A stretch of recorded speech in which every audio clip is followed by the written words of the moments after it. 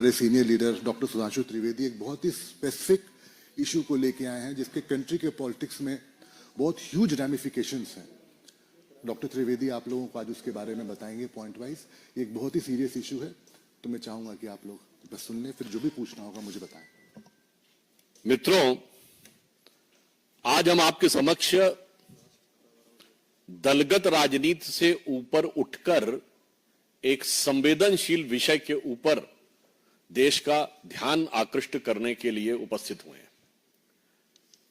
आज देश के एक प्रमुख अंग्रेजी समाचार पत्र में देश के वरिष्ठ सेवानिवृत्त आईपीएस अधिकारी ने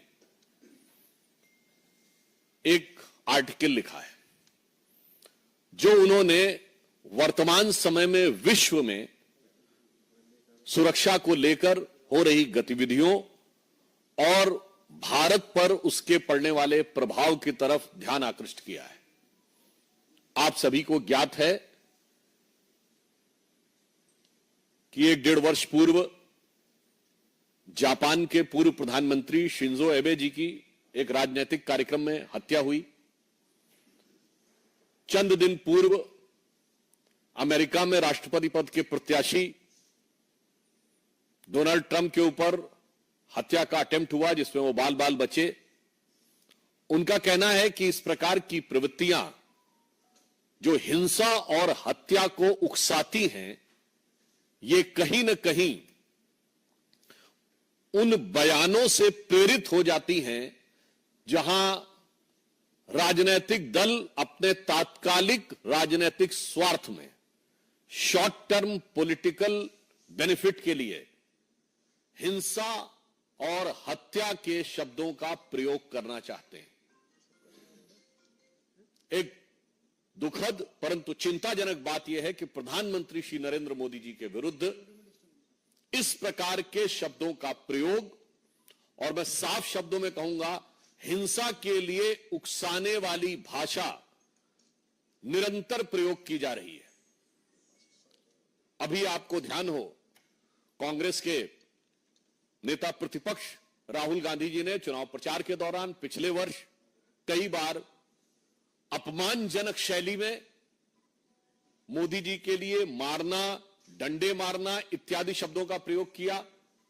यहां तक उन्होंने बोला कि अगर काफिले पे कुछ फेंका गया तो कुछ और फेंका जा सकता है, यानी फेंका जाना डर के समाप्त होने का प्रतीक है। इसका मतलब कि किसी भी नेता के काफिले के ऊपर कुछ भी होना चाहिए। याद करिए कि जिस समय प्रधानमंत्री जी पंजाब के दौरे पे गए थे 2021 में, जिस ढंग से उनके सुरक्षा घेरे को तोड़कर उनकी सुरक्षा के लिए एक बहुत खतरनाक स्थिति का निर्माण किया गया था।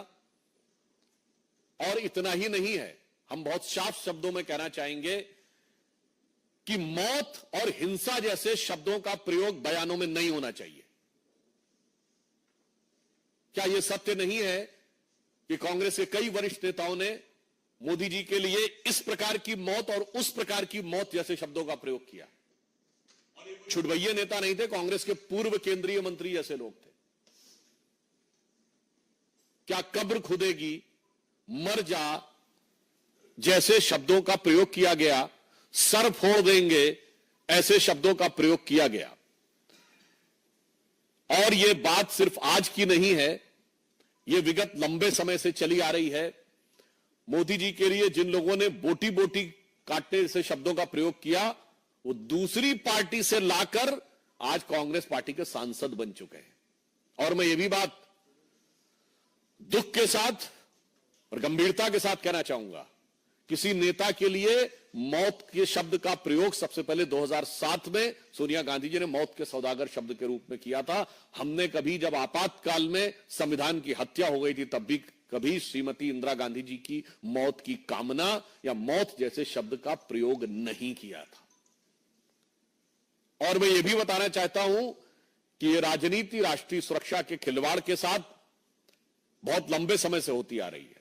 मैं आप सबका ध्यान यह भी आकृष्ट करना चाहूंगा कि जब कांग्रेस सत्ता में थी तो भारत के ही नहीं दुनिया की इन्वेस्टिगेटिव हिस्ट्री का एक विचित्र उदाहरण है इशरत जहां केस। जहां उस समय तत्कालीन सरकार की दो एजेंसीज, इंटेलिजेंस ब्यूरो और सीबीआई, दोनों ने कहा कि इशरत जहां टेररिस्ट है। जैसे ही पता चला कि उसका निशाना तत्कालीन गुजरात के मुख्यमंत्री और आज के हमारे प्रधानमंत्री श्री नरेंद्र मोदी जी थे, अचानक सीबीआई ने अपना हलफनामा बदल दिया और कहा टेररिस्ट नहीं है, वो तो मासूम है। भारत के इतिहास में कभी without any reason U turn लेने का कोई उदाहरण नहीं मौजूद था। और आप सबको ध्यान होगा कि जब हमारी सरकार आई और इशरत जहां मामले की फाइल तलब की गई तो पता चला फाइल गायब, और संबंधित अधिकारियों के बयान है कि उन लोगों ने फाइल के ऊपर ऐसा कुछ नहीं लिखा था, केवल तत्कालीन गृह मंत्री ने, चिदंबरम साहब ने अपने आप वो नोट चेंज किया था। ये इंपॉर्टेंट नहीं है। उससे बड़ी बात यह है कि सीबीआई ने अपना स्टैंड चेंज कर दिया था, मगर आईबी ने स्टैंड चेंज नहीं किया था। यानी आईबी पहले भी मान रही थी कि इशरत जहां टेररिस्ट है और बाद में भी मान रही थी इशरत जहां टेररिस्ट है। सीबीआई पहले मान रही थी टेररिस्ट है, मगर बाद में कहने लगी नहीं है। अर्थात दुनिया के इतिहास का इकलौता उदाहरण जहां एक ही सरकार की दो एजेंसीज एक दूसरे के खिलाफ खड़ी है। एक एजेंसी कह रही है कि टेररिस्ट है अमुक व्यक्ति, एक करे नहीं। क्यों? चूंकि प्रधानमंत्री श्री नरेंद्र मोदी जी की हत्या के इरादे से जाते हुए किसी टेररिस्ट को बचाव देने के लिए, कवर फायर देने के लिए किस सीमा तक जाया जा सकता है, यह उसका दुखद उदाहरण है। आप सबको याद हो 24 अक्टूबर 2013 को पटना की रैली में सीरियल ब्लास्ट हुए। कांग्रेस की केंद्र में सरकार थी। मैं पूछना चाहता हूं क्या सुरक्षा व्यवस्था थी? नरेंद्र मोदी जी को Z+ सिक्योरिटी थी, और उसी सभा में हमारे तत्कालीन राष्ट्रीय अध्यक्ष और वर्तमान रक्षा मंत्री राजनाथ सिंह जी भी थे, उनके पास भी Z+ सिक्योरिटी थी सेंट्रल गवर्नमेंट की। दो नेता जिनके पास Z+ सिक्योरिटी हो सेंट्रल गवर्नमेंट की, और उसके लिए केंद्रीय सरकार ने क्या व्यवस्था की थी? इसलिए सुरक्षा और नेताओं की जान की कीमत पर राजनीति होनी चाहिए। इसके उलट हम बताते हैं, राहुल गांधी जी की यात्रा निकली, उनके पास भी Z+ सिक्योरिटी है। कश्मीर में आप सब ने देखा कि कितने मधुर मनोभावों के साथ भैया और बहन बर्फ के गोलों के साथ खेल रहे थे उस संवेदनशील जगह पे। केंद्र सरकार ने व्यवस्था सुनिश्चित की। मणिपुर जैसी जगह पे जहां इतना संवेदनशील है, उनकी यात्रा निकली और पूरा रूट सैनिटाइज करना और सारी व्यवस्था सुनिश्चित की गई। इसलिए मैं कहना चाहता हूं कि भारत की राजनीति में राजनीति अपनी जगह है, नेताओं के साथ प्रतिस्पर्धा अपनी जगह है, मगर प्रधानमंत्री श्री नरेंद्र मोदी जी के विरुद्ध जो राहुल गांधी ने शब्द बोला था, संसद में मैं याद दिलाना चाहता हूं, हिंसा हिंसा हिंसा, हत्या हत्या हत्या जैसे शब्दों का प्रयोग बंद होना चाहिए। दुनिया में इसके उदाहरण दिख रहे हैं, भारत में इसके परिणाम खतरनाक हो सकते हैं। यदि आप लोकसभा में नेता प्रतिपक्ष बने हैं, वैसे तो आप सबने सुना होगा जीत का जश्न होता है, जीत का उत्साह, मगर यहां हार का उत्साह है। तो उस हार के उत्साह में मैं कहूंगा, उत्साह से उच्छृंखलता, उच्छृंखलता से उद्दंडता की तरफ मत जाइए, परिपक्वता का प्रदर्शन करिए। इसलिए मैं पुनः जहां से मैंने प्रारंभ किया था वहीं पे सभी राजनीतिक दलों से आग्रह करता हूं कि हिंसा और हत्या जैसे शब्दों का प्रयोग, किसी के प्रति आक्रमण, मारना, पीटना, कब्र खुदेगी जैसे शब्दों का प्रयोग बंद होना चाहिए। चूंकि याद रखना चाहिए कि लगेगी आग तो आएंगे घर सभी जद में, यहां पे सिर्फ हमारा मकान थोड़ी है। तो मैं सभी दलों से यह आग्रह करता हूं, और विशेषकर कांग्रेस पार्टी से, कि प्रधानमंत्री श्री नरेंद्र मोदी जी के प्रति आपके मन में एक इंफीरियरिटी कॉम्प्लेक्स है, आप एहसास कमतरी से वाबस्ता हैं, माना, आपके मन में ईर्ष्या है, आपके मन में द्वेष है, आपके मन में कुंठा है, मगर उस कुंठा को हिंसा और मौत जैसे शब्दों तक ले जाने से बचिए।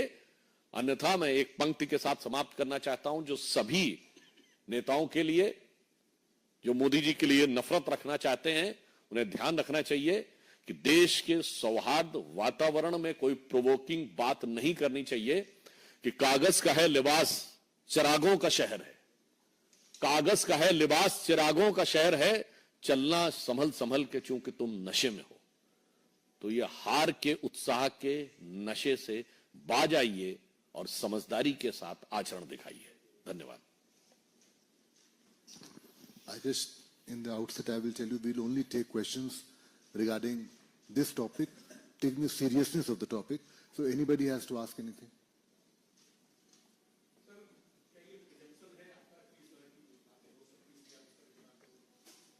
आप प्रिजम्पशन का विषय यह है कि जब आप इस प्रकार का वातावरण बोलते हैं, मैं पूछना चाहता हूं कि नफरत की दुकान में कौन कौन से जहर बुझे सामान है? ये मोहब्बत की दुकान में ही हत्या और हिंसा शब्द आ रहे हैं। आधा दर्जन हत्या रिलेटेड वर्ड हैं। इसलिए हम ये कहना चाहते हैं कि इस गंभीरता को समझें, और अगर कोई नेता इसको नहीं समझ रहा तो मैं समझता हूं कि वो भारत की राजनीति में नेतृत्व करने के योग्य नहीं। रविंद्र भाई,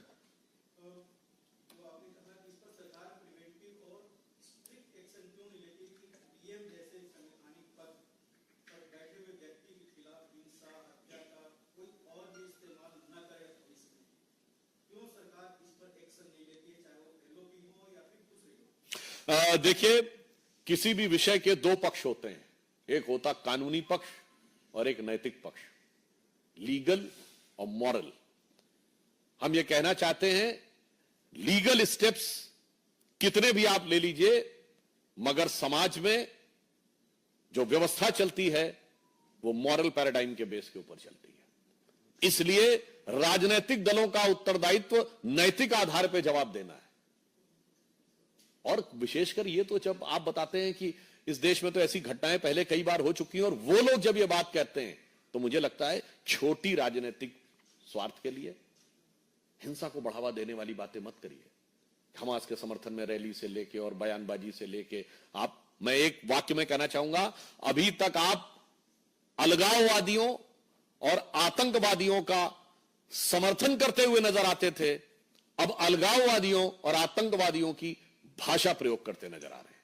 तो बस आप समझ सकते हैं कि अगर कोई अलगाववादियों और आतंकवादियों की भाषा प्रयोग करने लगेगा तो देश के लिए कितना चुनौतीपूर्ण और खतरनाक है, इसके लिए हम आगाह करना चाहते हैं। सुधांशु जी, समाजवादी पार्टी के मुखिया और पूर्व मुख्यमंत्री अखिलेश यादव ने एक मानसून ऑफर दिया है और उन्होंने कहा कि 100 लाओ और सरकार बनाओ। जो यूपी में बीजेपी में चल रहा है उसको ध्यान में रखते हुए ऐसा ऑफर दिया, यानी कि जिसके लिए मैंने ट्वीट किया है वो लोग समझ रहे हैं इसके लिए किया है। वैसे हमारा विषय इस समय इसी विषय पे, फिर भी मैं आपको उत्तर दे देता हूं। मैं उनसे कहना चाहूंगा, 100 लाओ नहीं, पहले अपना मूलधन बचाओ। जिस वोट बैंक के चक्कर में 2 लड़के साथ आए थे, अब एक लड़का बड़का हो गया है, वो लोकसभा में नेता प्रतिपक्ष हो गया है। अपना वोट बैंक बचाओ, बाद में आकर यहां ज्ञान बखारो। Thank you.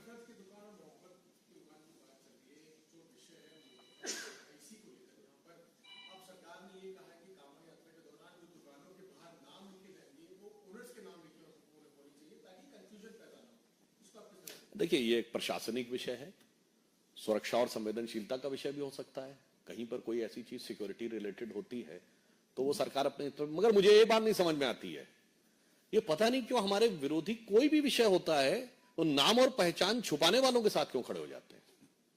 विषय कोई भी हो, मतलब वो आसाम से लेके केरल तक हो, वो विषय सुरक्षा से लेके केरल हाईकोर्ट के द्वारा यूज किए गए और वीएस अच्युतानंदन के द्वारा यूज किए गए लव जिहाद का हो, मगर पहचान छुपाने वालों के लिए इतने अरमान दिल में क्यों छुपे रहते हैं।